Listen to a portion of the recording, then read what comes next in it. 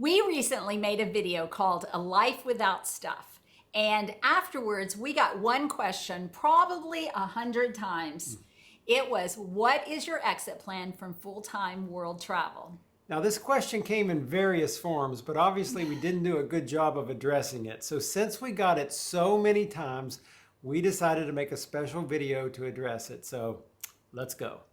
We're John and Bev, and we are the Retirement Travelers. If you haven't seen the previous video, we will leave a link below in the description for it. But essentially, it is our story about how we sold our home and gave away all of our things so that we could completely downsize and pursue our dream of traveling the world full time. And one more thing, when we started this journey of world travel, we knew it could seem a bit frivolous if we didn't have a bigger goal involved. So we jumped into YouTube and blogging, and we really hope to inspire your hopes and dreams. Yes, we want you to think differently about your travel choices and about how to live your best retirement. That's really our main goal, isn't it? Yes, and we're actually kind of surprised that there's so many people considering this lifestyle, but one of the hangups that they just can't wrap their mind around is what's the exit plan when you can no longer travel. So they want to know what our plan is.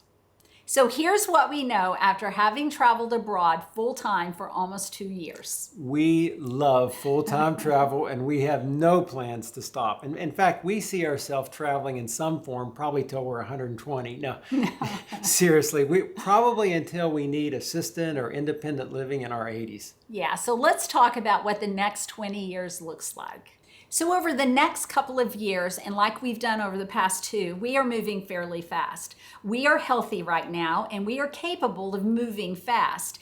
One day we may talk about our motivation for this period of this time, but just know that it is a deliberate decision of ours. Yeah. We're trying to get through a lot of places, and we want to see a lot of things. Yeah, we are in a constant state of discovery and exploration, and this really fits in really well with our vlogging and blogging goals and gathering content for you, the viewer, to show you the world and what we're experiencing. The other thing, traveling fast is not for everyone, but this is the perfect time for us early in our retirement years when we're the healthiest. So let's talk about years 5 to 10. We plan to slow down in year 5. Now, we don't know exactly what it looks like. It might be van life in Europe. It might be boat life in the Caribbean. We just simply don't know yet, but we are open to another adventure. If you remember, we did the RV life for 2 years going all over America. So we're open to another path. Yeah, and even if we add another type of travel to our adventure, we do plan to slow down in these years. We look at it as if we could live or stay in one place maybe a week to 3 weeks, 4 weeks, but in that range. We will still be traveling abroad, but we've never really explored Canada. We still want to do all the national parks in Alaska, so those might happen during that period of time. Mm-hmm. So long term, we see ourselves living in a country maybe 1 to 3 months. So it would look like Switzerland for 3 months, and then perhaps the Philippines for 3 months, or wherever. We don't see ourselves becoming traditional expats, although we do kind of see ourselves as roving expats.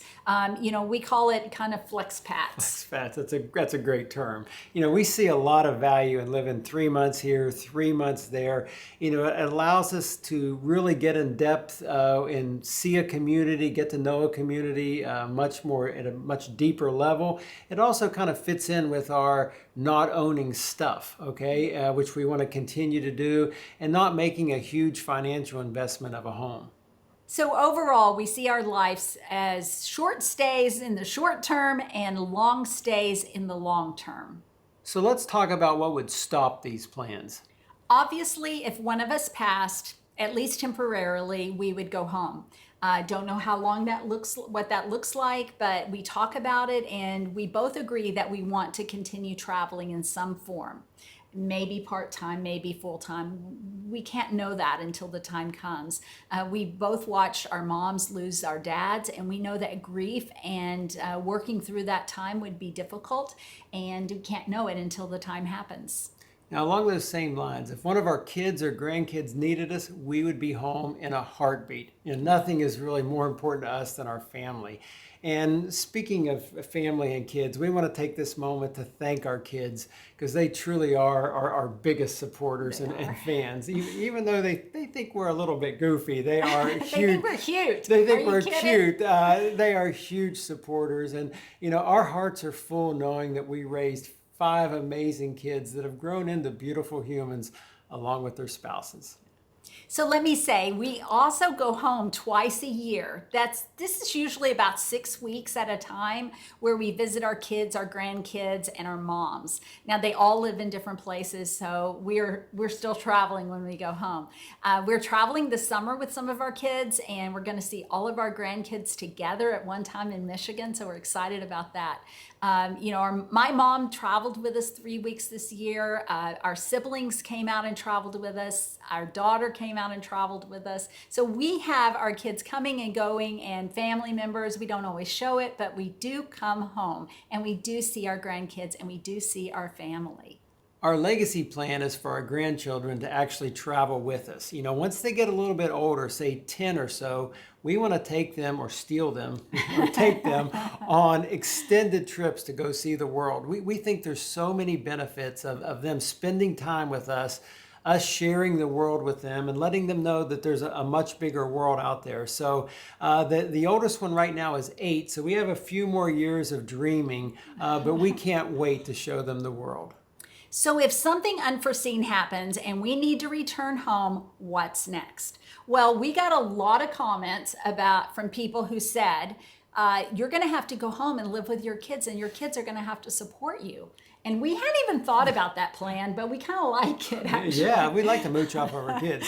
But that is not the plan at all. So if we had to go back home for, health reasons, or we just say our journey is done, we definitely need a place to live. The big question is, would we rent or would we buy?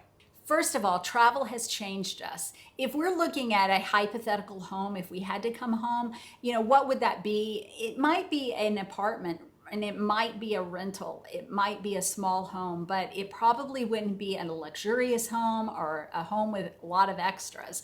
We are happy living in Airbnbs and apartments and hotels right now. So, we want to continue that if we came home. It certainly wouldn't be what we left, and we're happy living smaller. Our life doesn't have to revolve around stuff, and that's what we've learned. Now, for a lot of people, and we get this comment a lot, they are afraid to sell their home and go travel the world because they're afraid with inflation and everything going on that they won't be able to afford that house again when they get back. Now, in our case, we knew we were going to be gone for 10 plus years. And let me just tell you, travel has changed us to where we don't even want the same home that we had, nothing near that size. And we know that if you go travel the world, it will probably change you too. So we are loving our life of freedom and being carefree. We are very flexible. If we had to come home, we could rent. We can also wait on the market. We know in Florida, the market is very cyclical and it goes up and it comes down, and we could wait for the right property at the right time, at the right price, and we would not be in any rush. I think we'd be okay. Yeah. The bigger question might be, are we using our housing money to fund our world travels? And the answer is no. When we sold our home, we set aside some money specifically so we could buy back into the market at a later time, if and when we want to. Yeah, and should we be able to travel until our 80s and then we come home, our plan is to just use the money for assisted living or independent living and just go right into a situation where we could be taken care of in our older age.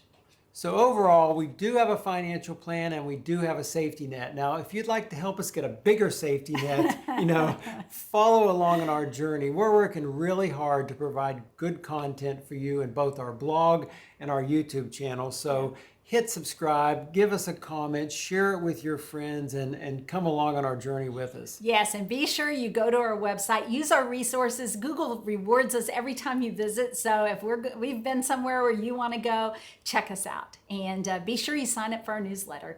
And we will see you next week. Be sure to hit subscribe and follow along on our retirement journey around the world.